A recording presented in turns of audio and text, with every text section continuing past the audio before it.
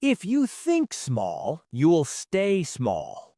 Ray Kroc repeated this idea so many times throughout his life that it stopped being a phrase and became something closer to a personal doctrine, a rule written into the architecture of his mind. It's the deepest thread running beneath the surface of his decisions, the moments when everything seemed to collapse, the years when he was still nobody, and the years when he was already a legend. That sentence, delivered with the tone of someone who has earned it the hard way, became the way Ray filtered the world. It explains why he moved as he did, why he ignored what others found reasonable, and why he kept grinding long after life tried to push him into the safe middle. It's the sentence that reveals the entire operating system behind McDonald's. Ray's childhood was quiet on the outside and turbulent beneath it.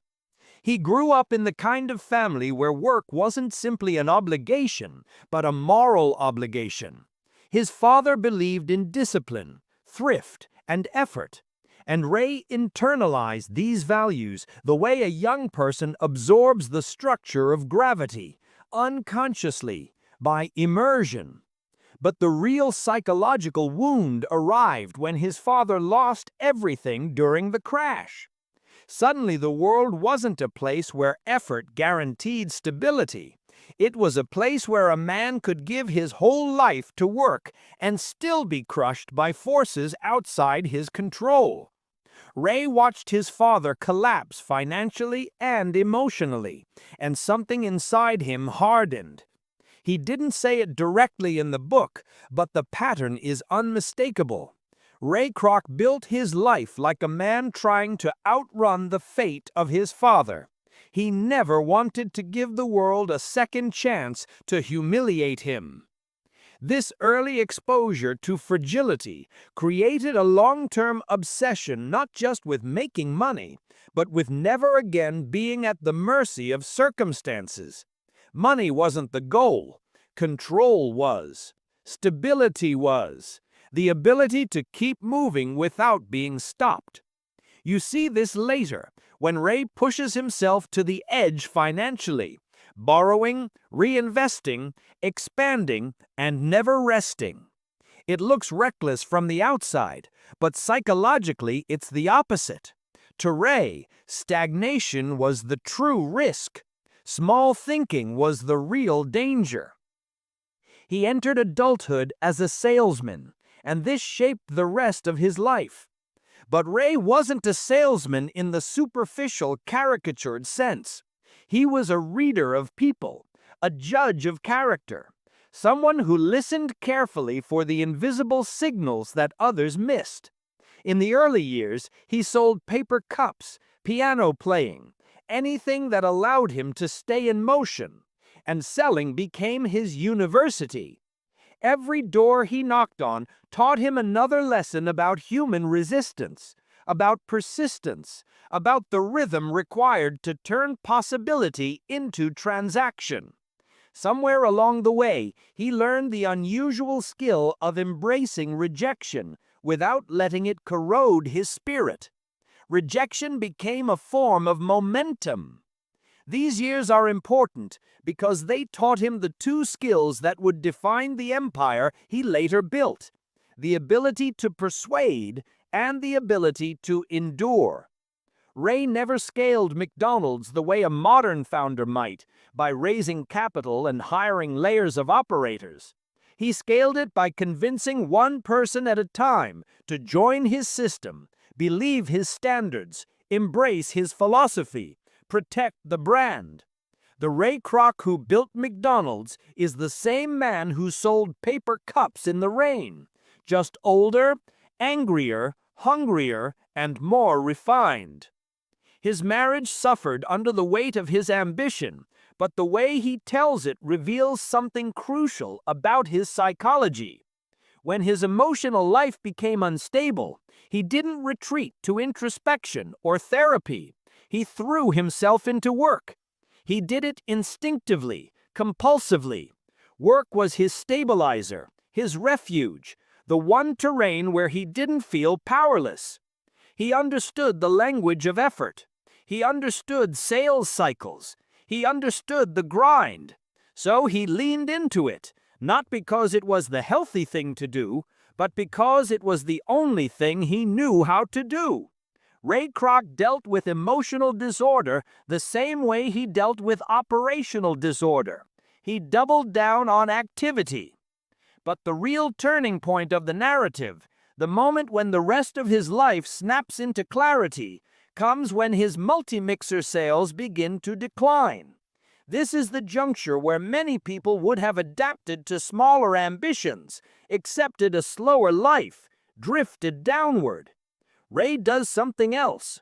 He pays attention to a single anomaly, a small restaurant in San Bernardino ordering an unusual number of multi-mixers. He notices the pattern. He's curious. He could have sent a letter or made a phone call.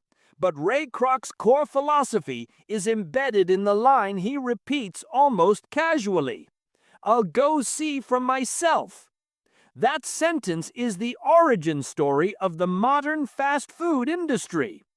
When he arrives at the McDonald brothers restaurant, his reaction is not admiration, it's revelation. The reason this moment is so powerful is because the restaurant wasn't high-tech or luxurious or flashy.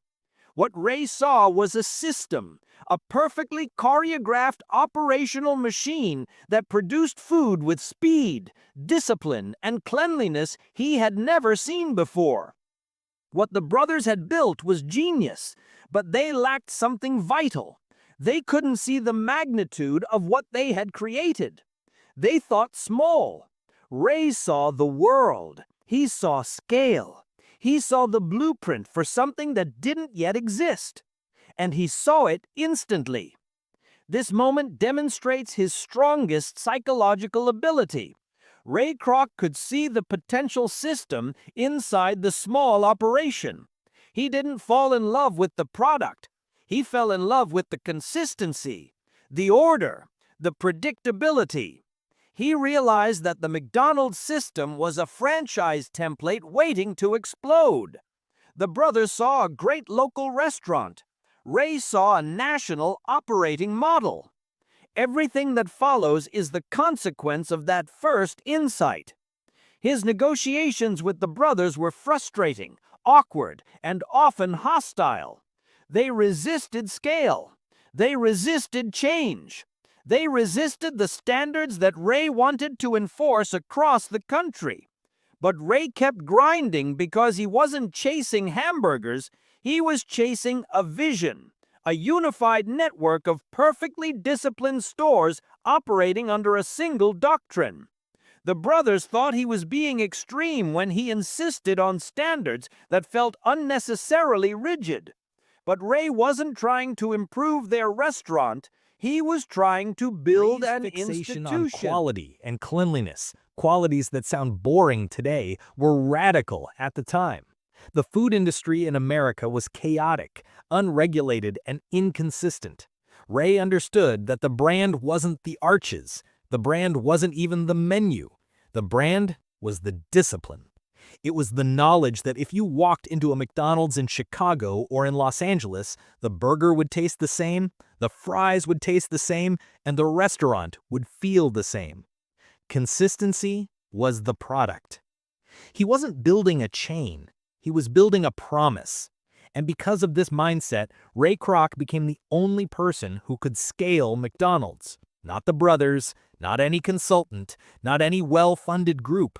It had to be someone with Ray's psychology, a man willing to police standards with religious intensity, fight every inch of operational drift, and impose a philosophy on thousands of operators who all believed they knew better. When Ray talks about enforcing standards, you can hear the tone of someone who is not negotiating. He doesn't ask operators to comply, he expects it. And when they don't, he removes them. One of the most telling patterns in the book is Ray's refusal to work with anyone who cuts corners. He was ruthless in this regard because he understood something fundamental. The moment you let one store slip, the brand begins to decay. Ray Kroc built McDonald's the same way an engineer builds a bridge. Every piece has to hold or the whole thing collapses. And yet, the business was suffocating financially. Ray had the operating system, but he didn't have the capital. He didn't have the infrastructure. He didn't have the economic foundation to scale the system at the speed he needed. This is where the most important partnership of his life emerges: Harry Sonnenberg. Sonnenberg didn't just bring financial knowledge. He brought a worldview Ray lacked. He understood that McDonald's wasn't going to make money selling hamburgers. It was going to make money by controlling the land under the stores. Ray and Harry were opposites.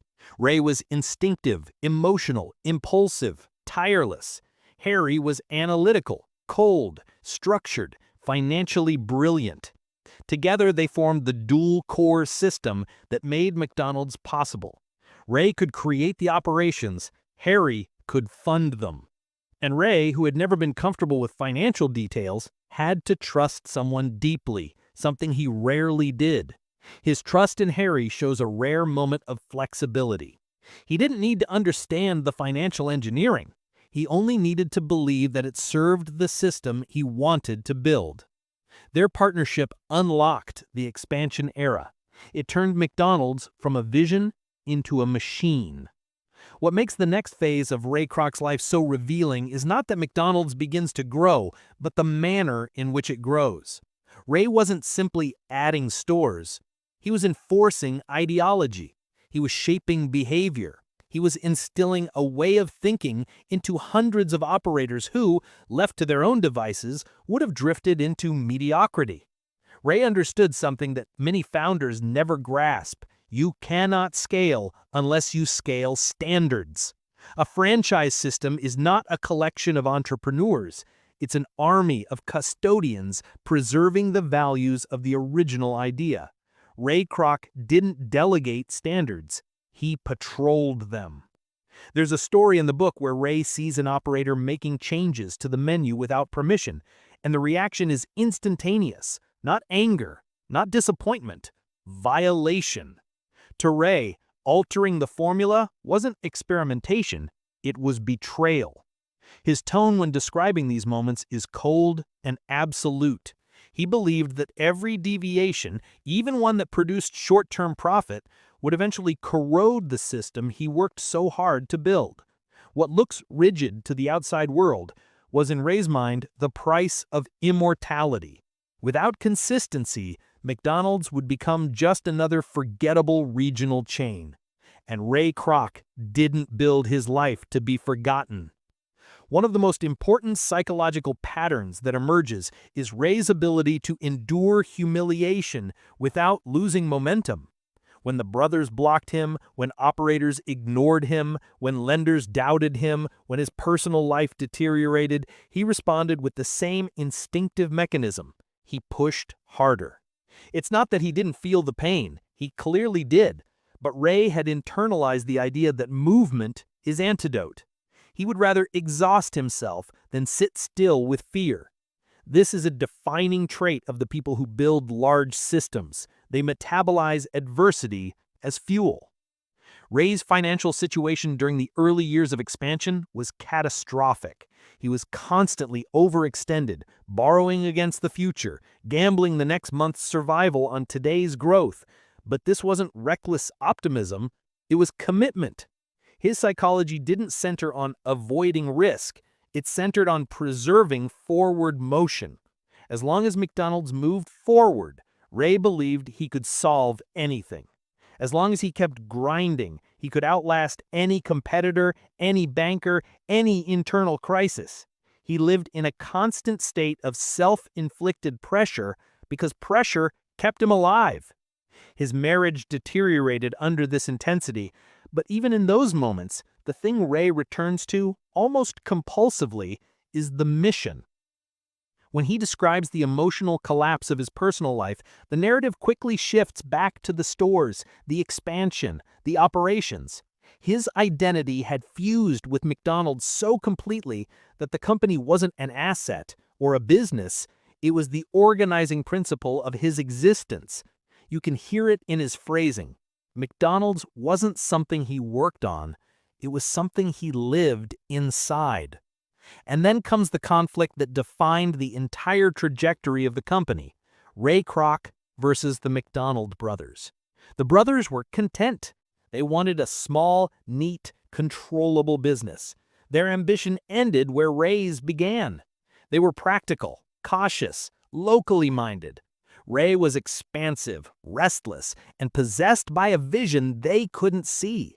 What makes this conflict so rich is that both sides were right. The brothers protected an idea they had perfected. Ray wanted to redefine America's dining culture.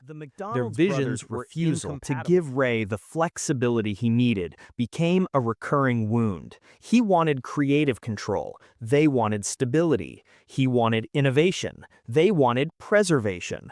Ray's anger toward them wasn't merely frustration, it was existential. He believed that small thinking was suffocating the potential of their creation. He believed that their fear of growth was a betrayal of the system's destiny. And in classic Ray Kroc fashion, he internalized the blockage as a challenge to overcome rather than a barrier to accept. His purchase of Cook County is one of the clearest examples of his psychology. It was expensive, it was irrational, it was beyond his means, but Ray didn't care. The brothers had embarrassed him by offering the territory to someone else, and Ray responded the only way he knew, by doubling down. He borrowed money he didn't have, he assumed risk he couldn't afford, and he did it because his pride and his vision were stronger than his fear. It was an act of defiance disguised as a business decision. And this is where Harry Sonborn becomes indispensable. Harry didn't just finance the expansion, he protected Ray from himself. He gave structure to Ray's chaos. He created models, frameworks, predictable flows. Ray brought the fire, Harry brought the furnace. The two men were a contradiction that worked only because they shared one belief: the system must grow. Harry understood numbers better than Ray ever would, but Ray understood people better than Harry ever could. Their partnership is one of those rare collisions where two incomplete men form a complete idea. As the company grows, we begin to see one of Ray's most powerful instincts: the ability to identify and elevate exceptional operators. Fred Turner is the prime example. Ray sees in Turner the exact qualities required to sustain the system: discipline, hunger, respect for procedure, intolerance for sloppiness. Turner is the operator Ray had always been searching for, the person whose standards were equal to, and sometimes even higher than, Ray's own. And Ray, whose ego was enormous and fragile, does something remarkable. He gets out of Turner's way. He recognizes greatness and allows it to reinforce the system.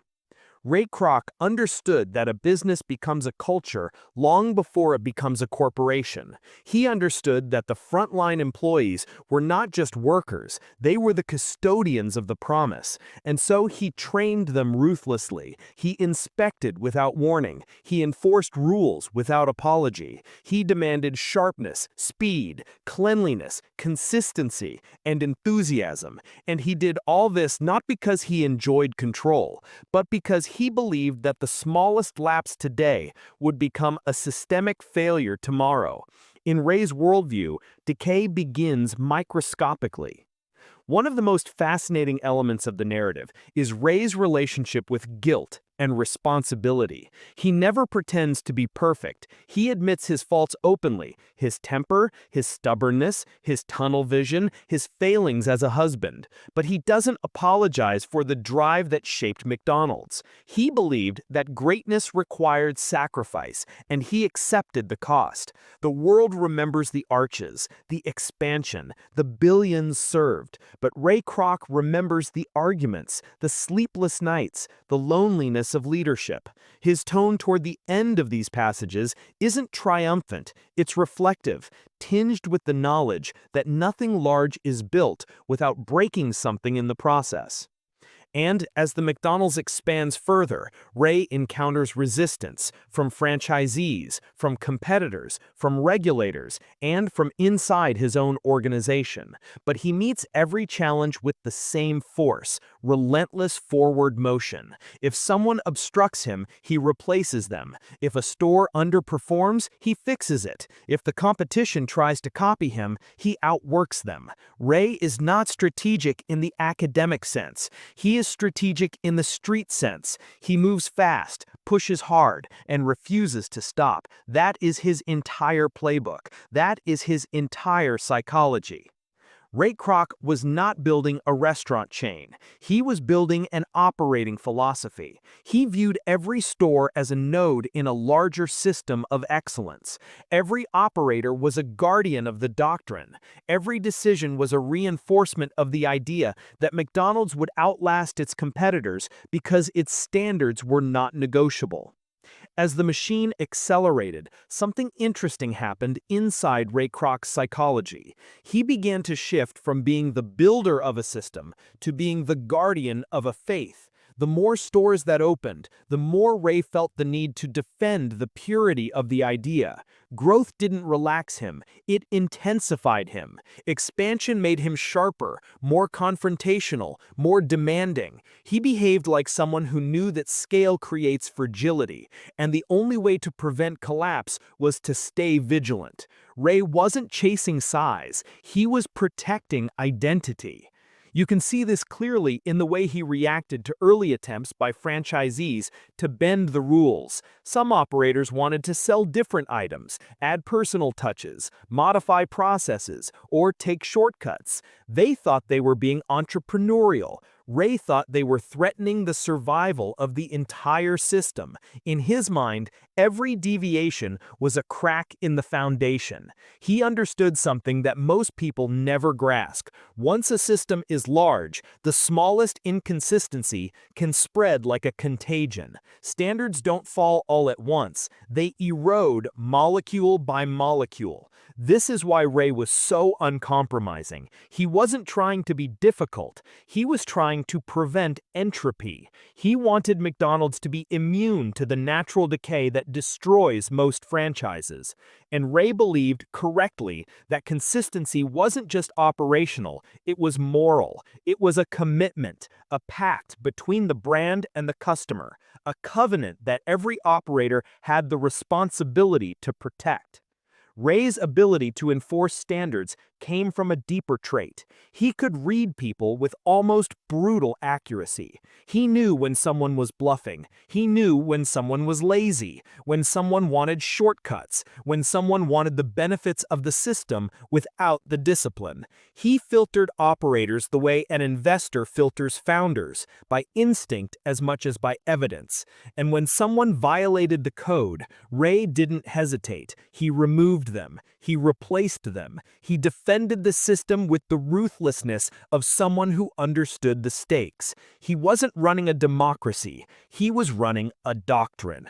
It's during this period that Ray Kroc's internal contradictions become most visible. He was dogmatic about rules, yet flexible when the mission required adaptation. He was sentimental about relationships, yet brutal when someone threatened the brand. He was deeply emotional, but outwardly disciplined. He could be warm, generous, gracious, and in the same day, explosive, confrontational, relentless.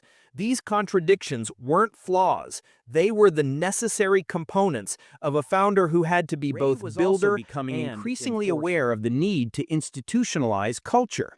You can see it in the way he describes training, manuals, procedures, inspections, and education. He believed that culture wasn't something you talk about. It was something you drill into behavior. He wanted people to internalize standards until they became instinctive. Ray never relied on motivation. He relied on conditioning. Because motivation fades, conditioning endures. His insistence on cleanliness is a perfect example. It sounds trivial, almost obsessive, but for Ray, cleanliness was symbolic. It represented care, discipline, respect, professionalism, predictability. A dirty store wasn't just a violation of policy, it was a sign that the operator was thinking small. And Ray knew where small thinking led. He had seen it in his father's collapse, in his own failed ventures, in the narrow vision of the McDonald brothers. He recognized small thinking instantly, and he fought it as if it were a disease.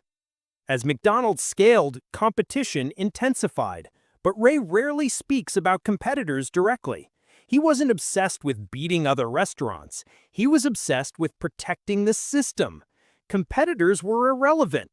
Drift was the real threat. And this is something almost all great founders share: the understanding that a company dies from internal weakness long before it dies from external pressure. Ray's partnership with Harry Sonnenberg becomes strained during this period, and the reasons are not purely financial. Their views of the future diverged. Harry saw a corporation that needed to be managed carefully, strategically, with financial discipline and organizational order. Ray saw a movement that needed to be driven with intensity and vision. Harry wanted predictability. Ray wanted momentum. These two worldviews inevitably collided. What makes their conflict compelling is that both men were right. Harry's real estate model was the engine of McDonald's. Without him, there would be no empire. But Ray understood something Harry didn't: the emotional psychology of operators, the culture, the rhythm, the human energy required to keep a system alive. Harry built the skeleton. Ray animated the organism. And when the two men began to pull in opposite directions, the tension became unsustainable. Ray's decision to push Harry out was painful, but it reveals exactly how Ray thinks. When forced to choose between financial stability and operational soul, Ray chose the soul. He believed that McDonald's could survive capital shortages, but it couldn't survive the loss of its identity. In Ray's worldview, the greatest threat wasn't debt or competition, it was dilution of the core philosophy. And so he removed the man who built the financial system because he believed the system couldn't thrive without its original spirit. This is one of those decisions that modern leaders often misunderstand. Ray didn't fire Sonnenberg because he disliked him or feared him. He fired him because the long-term survival of McDonald's required a return to operational purity. Ray allowed Harry to build the structure, but he wasn't going to let that structure define the company's future. Ray wanted the system to scale on his terms, not on the terms of Wall Street or corporate bureaucrats. And in the end, Ray's instincts proved correct. The company needed discipline, but it also needed fire. Harry supplied the former, Ray supplied the latter. The next stage of the business reveals Ray's unusual ability to inspire loyalty.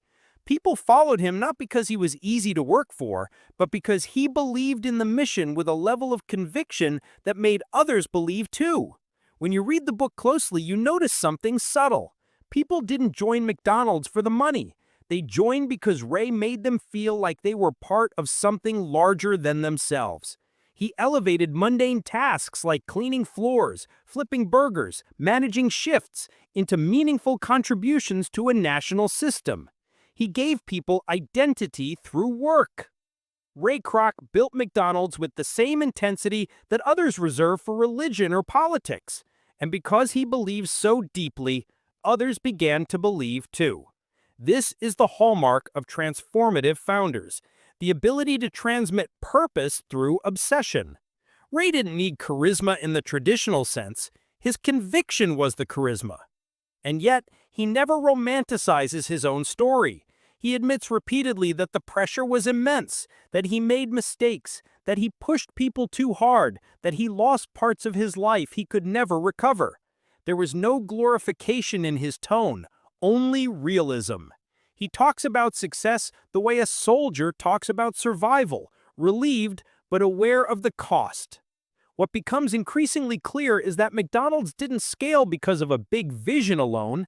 It scaled because Ray Kroc had the stamina to enforce standards across a growing empire for decades.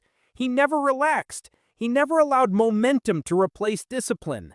He believed that the moment he stopped pushing, the system would start decaying. And he was right. Every large organization tends toward entropy. Ray's greatest accomplishment was delaying entropy for as long as humanly possible. Ray didn't build McDonald's to win, he built it so it wouldn't lose. The later years of Ray Kroc's journey revealed the paradox that defines every great founder. As the system becomes larger, the founder becomes more obsessed with the smallest things.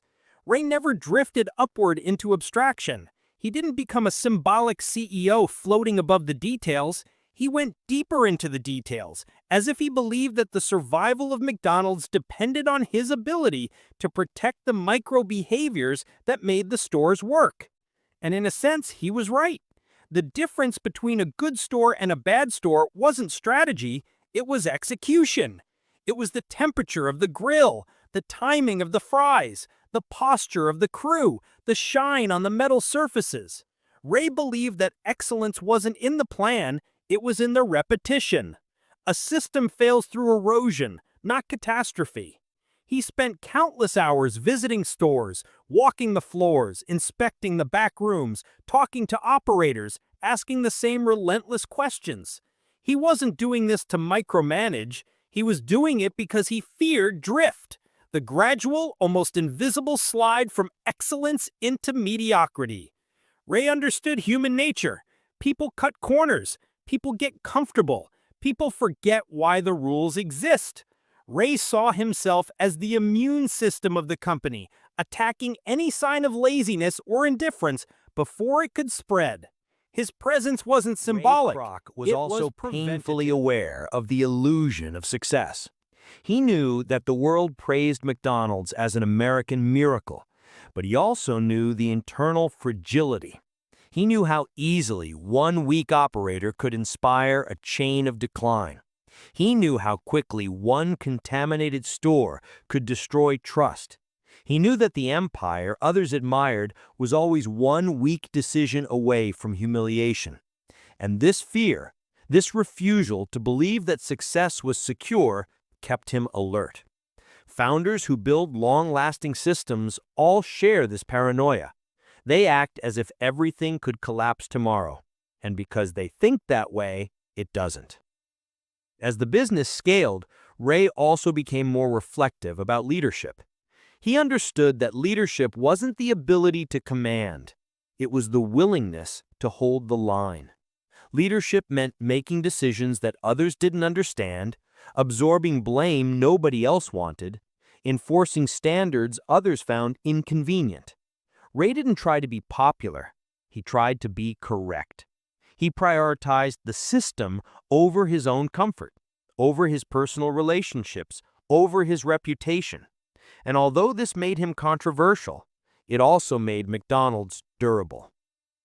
But Ray wasn't only building a company, he was building a culture. And culture, for him, came down to one thing: attitude. He hired for attitude, trained for attitude, rewarded attitude. He understood that technical skills could be taught, but intensity could not.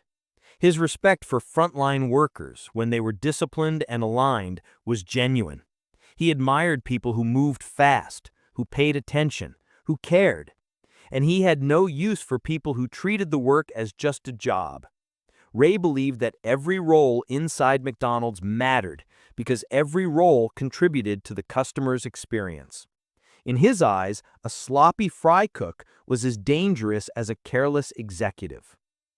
One of the most revealing parts of the narrative is Ray's emphasis on learning. He wasn't formally educated, but he had the humility to learn from anyone who could teach him. He listened to operators, he listened to customers, he listened to financial experts, real estate lawyers, trainers, mechanics, managers. Ray never pretended to know everything. He pretended to know nothing except standards and momentum. Everything else he was willing to absorb. This humility, hidden beneath layers of confidence and stubbornness, was one of his greatest strengths. It allowed him to adapt without losing the essence of the system. Then there's the matter of conflict. Ray Kroc's life is filled with conflict, with partners, with operators, with bureaucrats, with competitors, with family, with himself. But he never ran from conflict. He confronted it head-on, even when it threatened to break him. Conflict was his way of clearing the path. The world didn't intimidate him because he had lived through failure, through poverty, through humiliation. By the time he built McDonald's, he had already survived worse things.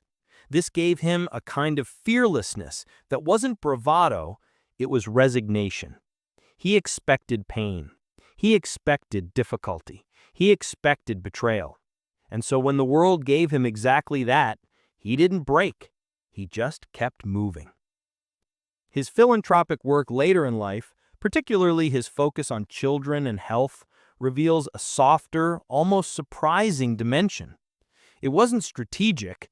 It wasn't branding. It was personal. Ray never forgot the innocence of childhood, the vulnerability of young families, the desire for stability. He had spent his entire adult life fighting instability, building a system to protect ordinary people from inconsistency. His philanthropy was a continuation of that same impulse, to create environments where people felt safe, supported, cared for. Ray Kroc was intense, but he wasn't cold. His work with children shows that beneath the hard edges, there was a genuine human concern that the world often overlooks. As he reflects on his achievements, Ray never presents McDonald's as the result of genius. He presents it as the result of grinding, of relentless iteration, constant correction, unending discipline. The book's title isn't poetic, it's literal. Ray Kroc believed that greatness was the cumulative effect of thousands of tiny efforts applied over decades. He wasn't trying to be inspirational when he said that hard work was the only real competitive advantage. He was being factual. He had lived the alternative. He had watched talented people fail because they lacked stamina. He had watched clever people collapse because they lacked discipline. In the world Ray built, effort wasn't optional. It was destiny. What stands out in his later reflections is his distance from the idea of retirement. Ray never accepted the concept. To him, retirement meant surrender. It meant slowing down. It meant thinking small. And Ray Kroc refused to think small. He kept working into old age because work gave him identity. Work gave him purpose. Work was his language. Even in moments of success, he didn't seek rest. He sought refinement. The mission was never finished. The system could always be better. And Ray Kroc couldn't live without a mission. If there is a unifying truth in Ray Kroc's story, it is this. He believed that the world rewarded those who imposed order on chaos. He saw disorder everywhere, in people, in businesses, in habits, and operations, and he devoted his life to fighting it. His legacy isn't the McDonald's menu or the Golden Arches. His legacy is a particular way of thinking. Disciplined, fast, aggressive, obsessive, relentless.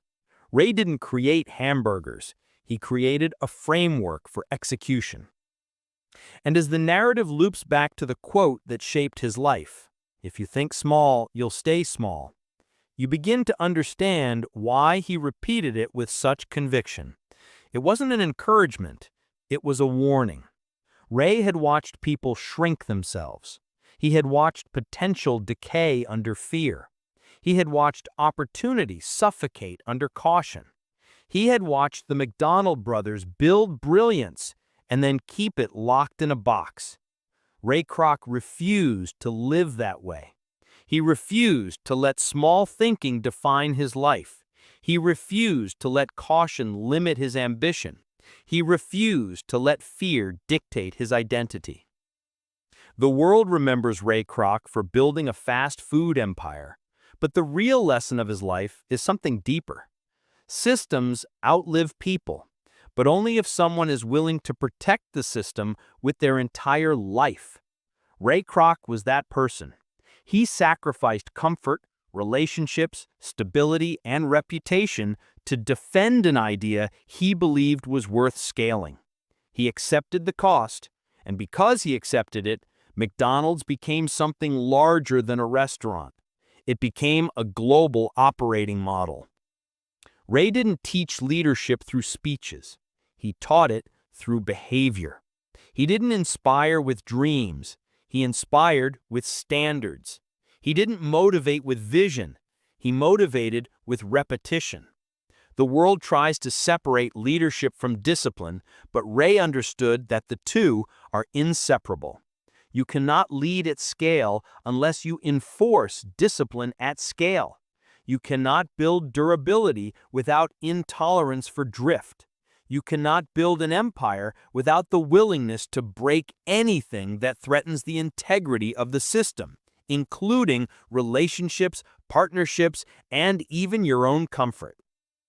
And in the final movement of his life, as he reflects on the decades of grinding, the sacrifices, the victories, the failures, the love, the loss, the relentless pace, Ray arrives at a simple truth that echoes back to the very first line. The size of your life is determined by the size of your thinking. Everything else is execution. This is why the quote returns quietly but unmistakably. If you think small, you'll stay small. It is not a slogan. It is the architecture of Ray Kroc's entire existence. It is the discipline behind the arches. It is the sentence that explains the system. It is the philosophy that powered the grind. And it is the final reminder that leadership is not about genius or luck. It is about the unwillingness to shrink.